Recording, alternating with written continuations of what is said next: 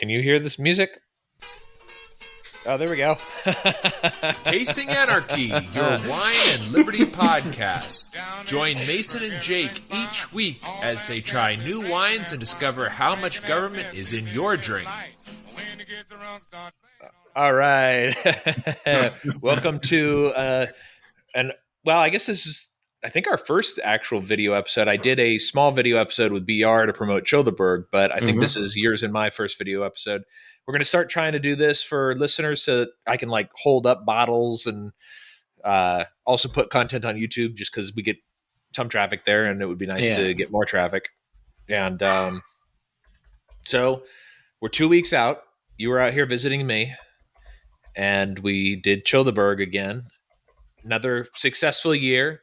Yeah. Although, as anybody who subscribed to the newsletter knows, we did come up short this year as far as breaking even. So check out the newsletter. Go to chillderburg.com. If you've got a couple of extra bucks, pass it along to Chillderburg so we can break even and get started on Chillderburg Go, which is the 5th Chillderburg. Yes.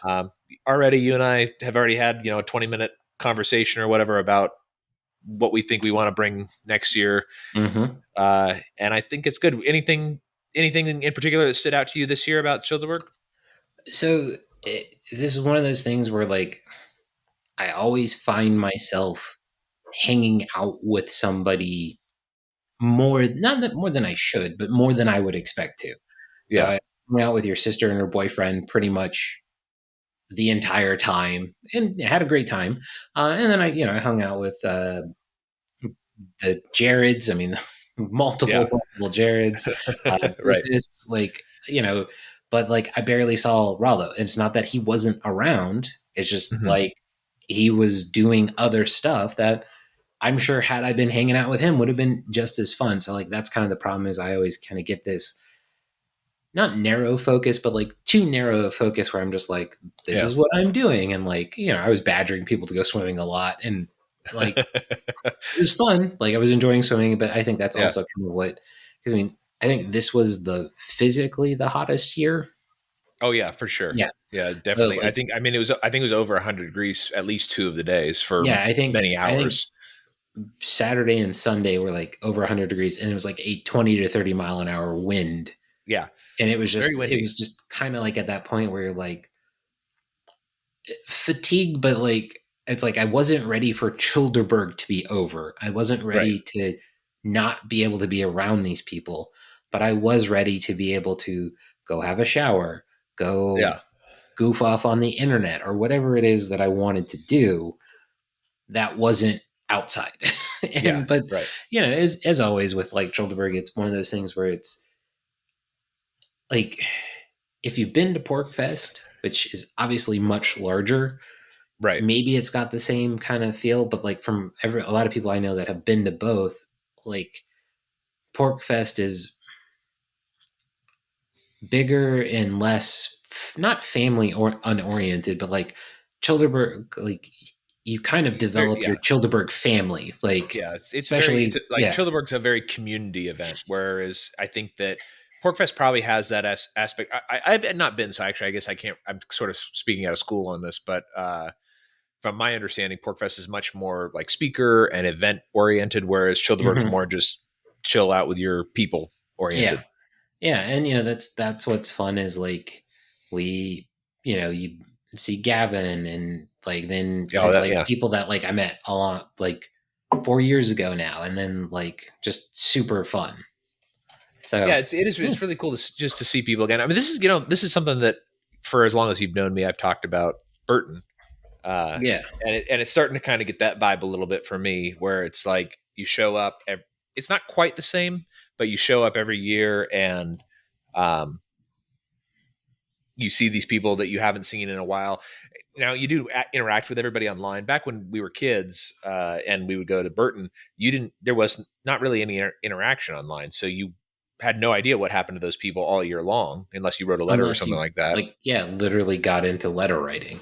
Right. Yeah. And we did. There's a couple of people that we wrote letters to that, I mean, to me, it's always been extremely boring because I never knew what to say. I was like, I want this new computer game, but I can't have it. put it in the envelopes, mail Yeah. it, like things like that. I mean, like it's like, well, I'm not really sure Well, I because think you that's know, well, I think like you and I are both like kings of the short statement. Like yeah, we will write each other like long text messages, but it's like, and sometimes like, it's long, it's detailed, but like it's like, yeah, that's right. Like there's no need for anything more. It's not like you don't need to compound on it or anything like that. So I always found like letter writing kind of like difficult too, because it's like, what do I tell this person that, like, what do they care? Plus, like when I was a kid, like my spelling was so bad. yeah. Like, it But was just like, mine still is terrible. yeah, I mean, mine's bad too, but Yeah, like, with if you're gonna send somebody a letter, at least me nowadays, unless like I was like sending like Lillian a letter to surprise her as a goofy thing, yeah, yeah. I'm gonna type it and then And then mail copy it it. as a typed letter. Like, Oh, yeah. it's typed. Okay. See, what I used to do is because we've had a computer with spell check my entire life, is I would type out the letter and then I would copy it by hand, so that so it would be a handwritten letter, but so that I would know how to spell things, and I would still Hmm. screw it up, Oh yeah. but it was yeah, that was. But yeah, that's something that I think that I'm enjoying a lot about Chillderburg is it's kind of becoming more of a. It's fun to see everybody again each year. There was a lot of new people though this year. I think we had. Hmm. I think I counted. It's sort of hard to count everybody, but my estimate through my counting and like assuming this person I didn't count before and all that kind of stuff, I think we had about 250 people total, maybe a little bit more than that. There was a lot more kids, Hmm. and for Hmm. whatever reason, I have a hard time like differentiating children. Like they all kind of look roughly the same to me. So, I'm like, well, Yeah, there's there's but like on the street I live on, there's my daughter and the two kids across the street, and then there's like a baby yeah, like house down, and then like a guy who had a kid and had another kid, and that kid was getting close to being able to play with the girls. He moved out of the neighborhood because they bought a house like up in Gloucester or something like that, because oh, okay, he's like a firefighter up near that way. But on the other like two streets over, there's like a kid we knew because like isn't like he was adopted kid. His parents are white, the kid's black, and super sweet kid. Parents are nice, but like there were kids on that street, but we never knew who any of them were. But like now they've been playing with him, so now it's like this gang of boys and girls. And I have the same thing where I'm like, is that a new one? Like, who right, is that? Like, and yeah, I've got no idea. I know the one boy, but like I don't know any of the others. So like, yeah, I'm getting to that point where like I used to be able to tell kids apart pretty easily. Now I'm kind yeah. of like, Yeah, I'm like, who you is look like a this? little blonde kid, and there was another little blonde kid. I'm not sure what's. Yeah, I think one of you is, or maybe it's the same one. I'm not yet, but I mean that's kind of yeah, that's always sort of. And they seemed like they were having a good time too, running around, yeah. riding their Nikki bikes, P's daughter swimming. came, yeah, Yeah, and yeah. then like yeah, It she was really always seems cool. to run around, have fun. Yeah, Yeah, it was like really cool to see that. I like that. I think it's turning. It's really evolving into like a real good strong community of campers. Just yeah, they show up every year. Nobody once again, no fights or problems or anything like that. Like it was yeah. just At least none a that we chill saw. chill time. Yeah, yeah, yeah. At least Yeah, then that nobody told me at least. Although I did yeah. hear somebody told me there was an accident, like a car accident up by the front, but nobody Oh, told me who it was. So my guess is it wasn't one of our people; it was somebody else. eh, So it's who knows? uh, yeah, But but yeah, it was good. The only one of the other good things about it for me this year was like I was a lot less stressed this year than last year. I think maybe mhm, because like I understood a little bit better about how how this many people was going to like interact. mhm, Um, the in retrospect, like afterward, I'm stressed about not breaking even, but yeah, but I think that we've got another contest going on childerburg.com, mhm, raffle for no system $200, what do they call it, urban, or they call it streetwear. I'm not sure. I think streetwear is what it's called. I don't know all the marketing terms, but they've got a lot of really cool stuff. So if you guys are interested in any of their stuff, put in $5, get a raffle ticket, and that'll help us make up the difference. We've still got quite a ways to go, but I'm confident that we can work Yeah. it out. And then next year, I think we'll figure out. You and I've discussed this a bunch. We'll figure out some other ways to do funding in advance so that it's just a little bit easier financially on me. And but yeah, great year. I was really happy. Good to see you again. That's my other favorite thing is that you and I don't get to see each other in person but once a year. Not nearly as much as we would want. And that was kind of the, it's one of those things is like, I knew your sister in passing. Like, yeah, because she lived with me for a little while. I know, but like I wasn't around for a lot of that, and she wasn't there for a good portion, or like, I'd be over in like the school year, that sort of thing. And so, but what was just so funny to me is like how like the Lindsay shines through in the two of you, where you're very much alike and very different in many ways, but it's kind of that like, it's just like, all right, well, I guess I have a new sister. And then just I think yeah. I mean, Jesse and I are probably the closest in personality of all of the siblings. So and looks and appearance too. We're both darker, darker hair, darker complexion. Much more laid back's not the correct term because everybody is, but just in personality, in the things that we're interested in, the stuff that we like, that kind of stuff. Like we just are much more similar than the other girls. Yeah, that's what is so funny because it's not that like I don't feel like my sister is my sister, but like I didn't do a lot of stuff with my sister after a certain point because she had her friends, I had my friends, but like with there being 5 of you, then I was kind of like, so this is what it's like having a sibling that's close in age and also alike in temperament. And I think that was kind of like, you and I have like been friends and best friends for quite a while, but it's also kind of that like, well, yeah, it's like he's like my brother. And like we don't normally use that phrase, but like hanging around with you and your sister, I'm like, it was just like hanging out. Yeah, it's hanging out with your family. Yeah, exactly. I've always kind of felt that way. You and Nate probably are the closest to the brothers that I have. Because I got 4 sisters, but they're I don't get to spend a huge amount of time with my siblings either. It was really cool for Jesse to come out. I really haven't gotten to spend any time with Tanner, and Tanner is a really cool guy. Yeah, he's a good catch, Jesse.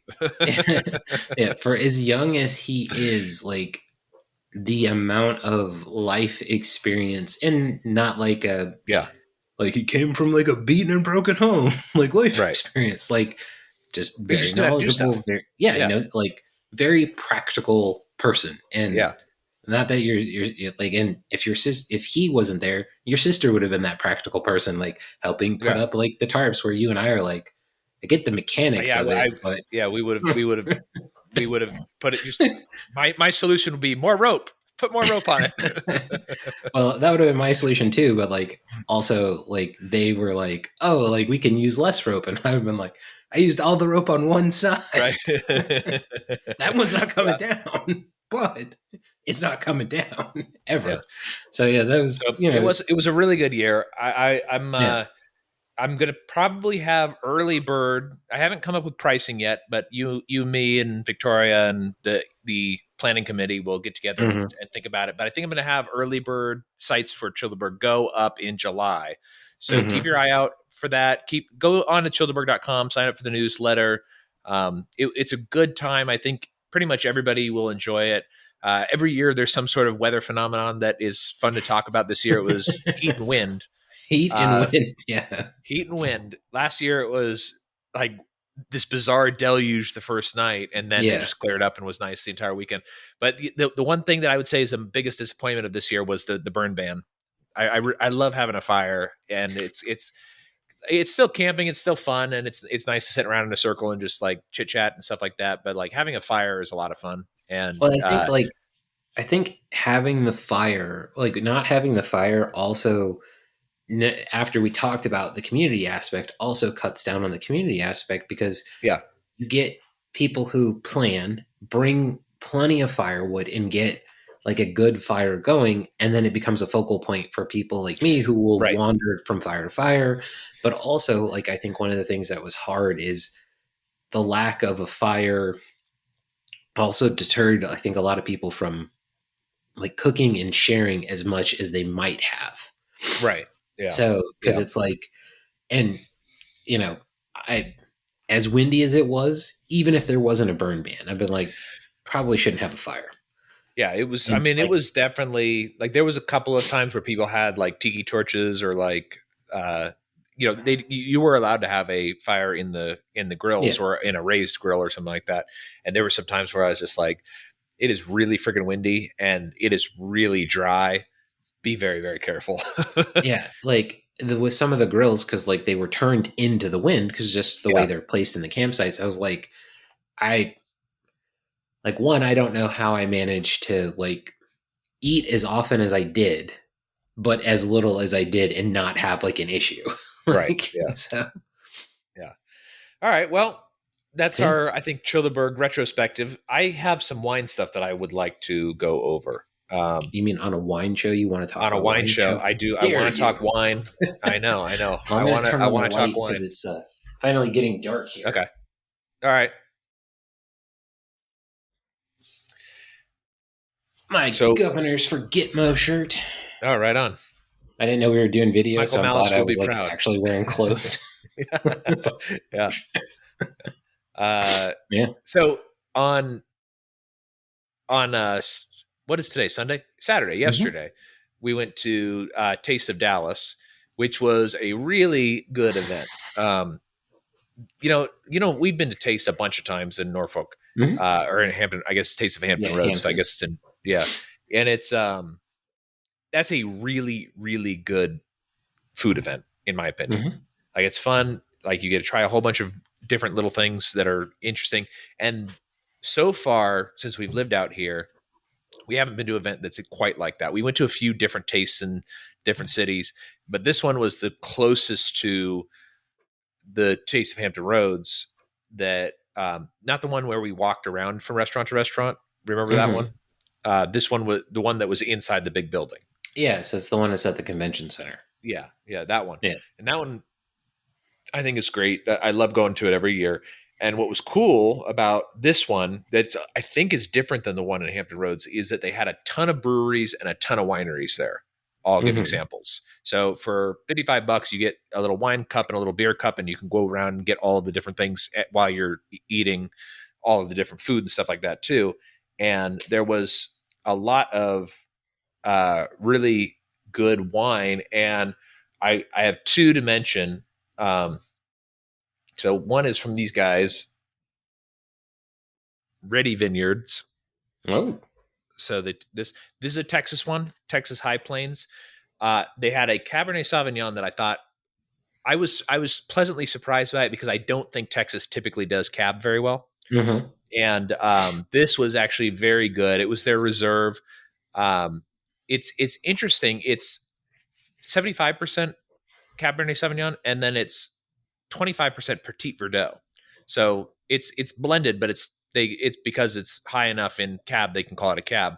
Mhm. Uh, it's really very good. It's I'll read you what they say. So they say our ultimate expression of Texas High Plains Cabernet Sauvignon. This wine was aged 75% in French oak to create luxurious wine layer with concentrated flavors of black cherry, cassis, and blackberry, along with oak inspired notes of vanilla and clove. This I thought had a very good, not an overpowering oak, but like Mhm. a good of those vanilla-y kind of Yeah, the leathery light oaky light flavors. oak. Yeah. Yeah, it was really good. I liked it a lot. Very full bodied, good tannins, really really well done, and a very pleasant surprise for a Texas cab. Now they have two of them. They have the Reserve, which is $75 a bottle, Oh. which is a little pricier than what I'm interested in paying for. But they also have like a regular one um, that is $20 or something like that. And then they also have, which is really cool, is they had a dry rosé that was really good of Tempranillo, Mhm. sort of like how Laser Cat. Hang on, Victoria video. So Laser Cat was Tempranillo or was rosé of Tempranillo, and then they also had a Sauvignon Blanc, which is another one that I don't think they do a phenomenal job with. Victoria's going to walk behind me real quick, so I'm gonna close the thing here. Okay. All right. Yeah, so give her just a second. She doesn't want to be in the video right now. Okay. Yeah. Okay, so close that door.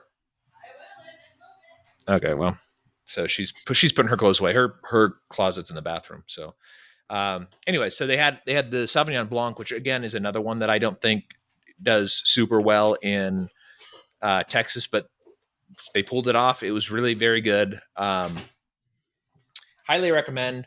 I would definitely check them out if they're in. All of their stuff is High Plains. They do have a tasting room down in Hill Country, I guess, but they really showcased High Plains as kind of their place, very high end. And then one of the guys who's giving us the tastings, it for some reason he decided that I looked like the guy from Psych, the white one, obviously. James Roday. Yeah. And he was like, "You know who you look like?" And I was like, "Iron Man, Doctor Strange, all the ones that I normally get." And he was like, "No, the guy from Psych." Okay, I like it. And then he spent like, I mean, we weren't super hammered, but actually Victoria was pretty hammered, but because they also had mixed drinks there. But then he proceeded to chat with us for about 20 minutes about metal and Psych. So a really nice guy. It was a lot of fun. It was like all stuff I would like. Yeah, exactly. Yeah, he was a super fun guy. Well, and I told him that I was like, "Hey, my buddy Mason, he turned me on to Psych, and we watched this. I'm going to try to get Victoria to watch it because he sold it to her pretty hard." And she was like, "Actually, that does sound pretty good." So I watched the third movie on the flight out to Texas. Oh yeah, I haven't seen any of the movies yet. He was telling me that they're really good, and one of them's because I guess the head detective guy had a stroke, and one of them's kind of about him coming back from the stroke. And that's supposed to be pretty cool. Yeah, the first movie, I think he had, like, when it was wrapping, that's when he had the stroke. And then the second one and the third one, I haven't seen the second one, but with the third one, like they still do a lot with him in it, like in kind of not a lot with him, but like referencing it. So yeah. Okay, well, I've got from that event one more, Pillars of Hercules. Here, I'll give that Hercules. Yes, right there. Yeah. And it's really good. It's from Matchbook Wines. And the reason I picked this, I had several, and I may review more of them in future episodes. But the reason I picked this is because it is a really interesting blend. And also, it's not that far away from Michael David Winery, who does Freak Show. And it's very similar to the Petit. It's Petit Verdot, Petit Syrah, and then I'm going to butcher this one. It's an Italian grape called Terro Dago. So that's the blend. I thought it was interesting. I think maybe when next time we do like a grape info, maybe we'll pick Terro Dago. I thought this was excellent. If I make it back out to California, then it's definitely one that one of the wineries I'd like to visit. It's not in Napa, but it's near Napa.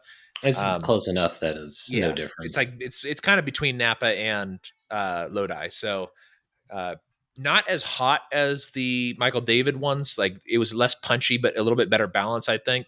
But still had a lot of that real strong grippy tannins.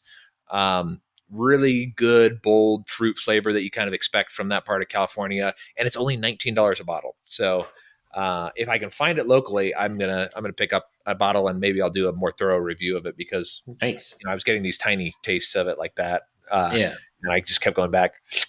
And that was very good. There's a lot of great breweries there. Yeah, it's like I'm gonna drink 6 of these. So why don't you just put it in 6 worth right now? Just fill it all come up. Back. Yeah. But toward the end of it, because I kept going back to Ready Vineyards, they were just like filling up the glass all the way. They were like, "Wow," and they did it multiple times. But great food too. Everything was really good. What I think is interesting, and I'm not sure how they would do this, but I think it would be neat if there was like little signs that would say like get this beer or get this wine and then go over and get this food because they pair well together. I'm not really sure how Mhm. else they would do that. See, that might be too complicated, but they had That's one of those excellent things. Like, brisket. yeah, it's one of those things I Yeah. think could easily be done, Yeah. but it's somebody Is it taking worth the it? initiative. Yeah. Yeah. Yeah. No, Yeah. I think it's worth it, but like I think that's one of the problems with a lot of those events is like somebody's got to take the initiative to go be like, "Hey, what are you doing?" And then like, "Hey, do you know any wineries that are coming?" "Oh yeah, we blah blah blah." It's like, all right. Yeah. And I guess then they would change it up. There was a lot of we didn't actually we went to the there like so the tasting part that we were at is a separate from the rest of the venue. The rest of it's kind of like a fair where they have all sorts of like fair food.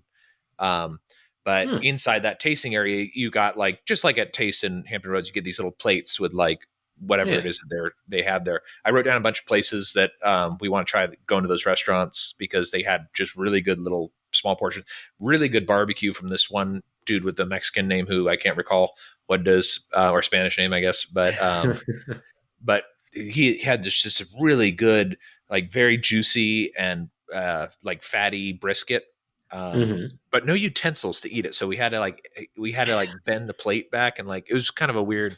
It was weird that they didn't have that, but but it was super popular. Everybody was getting was getting some of that brisket, and then the other one that I liked. There is a plate. I think one of these is in Norfolk, a Mezzomaya. It may have been. Uh, it might have closed, but I don't know if they're related. But I really liked Mezzomaya in the Ghent area. I went there once in hmm a while. Victoria didn't really like it because she doesn't like that type of food. But they had this habanero shrimp there that was really good. I made some of that. I copied their habanero shrimp recipe. And remember when Yeah. your wife was chopping the pineapples? Yeah. And yeah, they were really They killed spicy. Mo. Yeah, yeah, that's right. Oh, and I felt so bad. I didn't realize that Yeah. that Neither did he I. wasn't allowed to eat that. Yeah. But uh, they had a mesomayo and they had these like little brisket like flat tacos. So it was like a Are you crunchy thinking round maybe tortilla. Luna Maya? What's that? Oh, maybe Are you Luna thinking Maya. Luna This is Maya? Yeah. Mesomaya. Yeah, it Yeah. was Yeah. Luna Maya. Yeah. You're right. This is Mesomaya. So I knew there was something Maya related. Uh, Gotcha. but it was very good. There was also this other one that was like it was like Korean beef on hmm like lettuce with rice and then like wrapped up sort of like a spring roll, but like Nice. with lettuce, not with noodle. So that was really good. So highly recommend it. I really enjoyed it. I really think both of these wines that I talked about today, the Pillars of Hercules by Matchbook and the Ready Vineyards Cabernet Sauvignon Reserve, super good. Highly recommend it to anybody who's interested. Um, yeah, I guess that's all I have to share. You got anything you wanted to Yeah. So review? I got out of work on Friday and was like, I want a beer and I want a cigar. And I said, no, we'll do that on Saturday. So I convinced the wife and daughter to go with me to Total Wine. Mm, So the Total Wine in Norfolk is like changing, like ever okay. so slightly. And, it's the changing taste preferences, but like their beer selection used to be like really easy to kind of follow the layout and the logic of it. Now it's much harder. They had like a really big cider section. Now that's like really kind of shrunk down. It's just like commercial stuff is taking over those areas. And that's like, I mean, like literally saw some dude wandering out with like a big, like 12-pack bottle of Miller Lite. And it's Interesting. like, why would you buy this at Total Wine? Couldn't you get this at Yeah. Kroger cheaper? Like, just volume Right. beers? Whatever. To each their own. So my wife was like, oh, I really want like to get that strong ale we got last time we went to Total Wine, but we went in Virginia Beach. And I was like, okay. And I was like, do you want any Riesling? And she's like, no, like I want to get that strong ale. But she ended up getting a shandy instead, which is fine. Okay. Um, Yeah. got my daughter like Which shandy did she get? Don't recall. couldn't I'll pull up the I think it's Okay. one you've shown me a link to before. Okay. It Victoria was really just likes Schurfer Herfer. Sure, It might be like, yeah, okay. there's like Lingen Kugel Yeah. or something Oh, like that's that. that's a popular That one. Yeah. that's the one she was looking for, but this one she was like, oh, it's all by itself, and I was like, whatever Yeah. you want.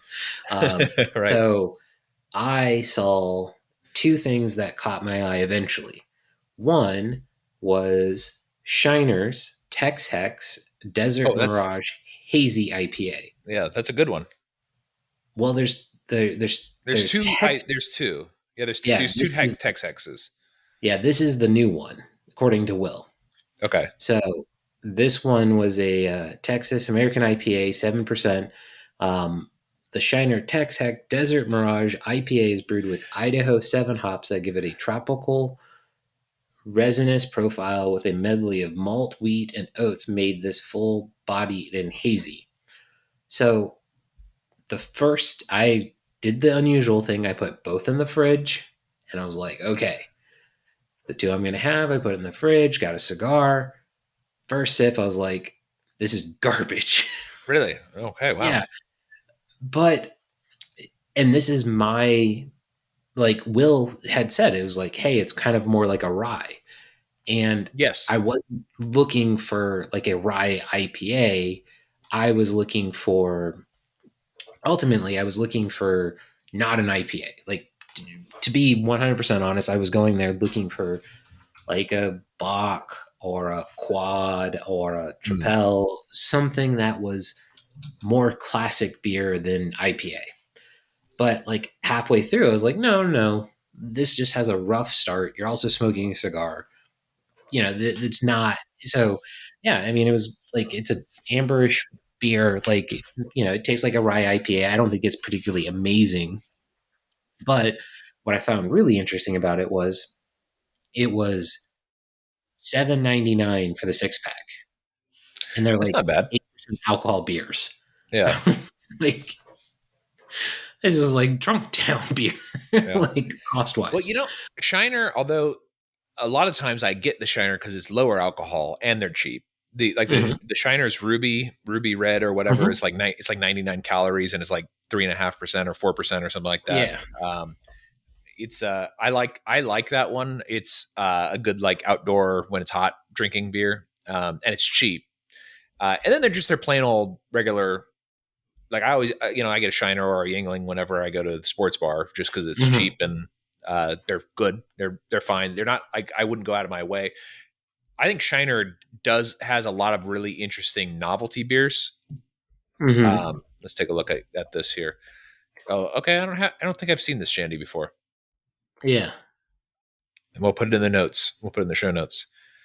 Uh, but yeah, it's I'm constantly impressed with Shiner because I my initial impression of them was that they were kind of like the Budweiser of Texas, sort of like just Hmm. not great, but like all of their offerings are at least decent. Yeah. And It seems like they, like, because Bach, Shiner's Bach was the yeah, beer that we knew from out here. So it was mhm. just always, to me, seemed like, oh, it's just some low end beer. Yeah, But it seems like they actually try pretty hard yeah, they on do. their stuff. So Their standard beer is fine and it's serviceable. It's like Yingling. It's I would drink it would when we would go to the country club or whatever, we would yeah. usually get a plain old lager or a plain old something, and that's kind of what I sort of think of their Bach as, is just sort of a good standard beer. But I think that like they've got the Ruby one. I like that one a lot. They've got this campfire kit that they do, which is like a whole bunch of nut flavored beers, Hmm. and those are really really good. I think, or I think they do a very good job on them. I wouldn't say they're really really good, but I think they do well. And I think both these Yeah. IPAs are good.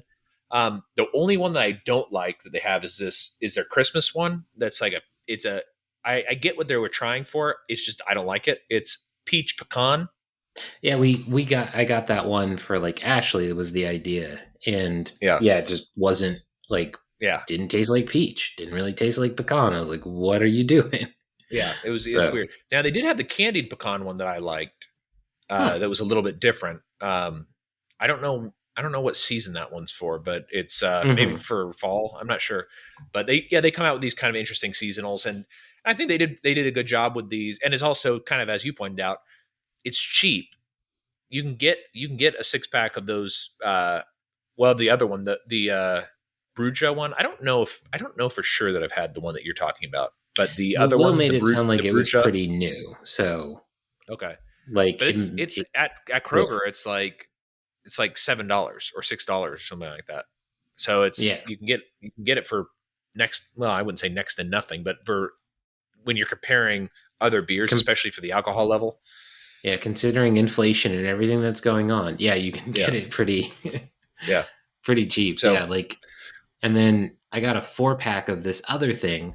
So uh when Ashley and I went to Prague for our honeymoon, as one of the ones like our your former direct boss and one of my coworkers was like telling us about that oh, beer that he had. Kozel. Yeah, Yeah, Kozel, that's his like favorite beer of all time. yeah. So like I drank nothing but Kozel while we were there, and to Okay. my like I should have tried other stuff, but like I drank only like Kozel. So I saw like a beer that was labeled on the little Total Wine placard as supposedly being like a Czech style lager. And I was Okay. like, maybe it'll be like Gozel. So I bought it, and then like when I got it home, I'm pretty sure like on the can it says like Italian style, and I Oh, was interesting. like, what? so Yeah. um, so it's one of those ones where I was like, okay, I've still got to try that one. So I think if I don't like, I intend to review that one, whose name I don't even know off the top of my head at the moment, on next Okay. episode. So Okay, yeah, let's do that. yeah, Okay, well, that then sounds like it's a great place for us to put a pin in it. We're going to try to keep these episodes under 40 minutes going forward and yeah. do a little bit more what the show is about focused. Maybe we'll throw out whenever we want to talk about Chillderburg extensively. Maybe we'll do a bonus episode or something like that. But Hmm. let's get back to basics and talk about alcohol and how much government's in your drink. So, Exactly. all right, well then I guess everybody stay free. Stay free.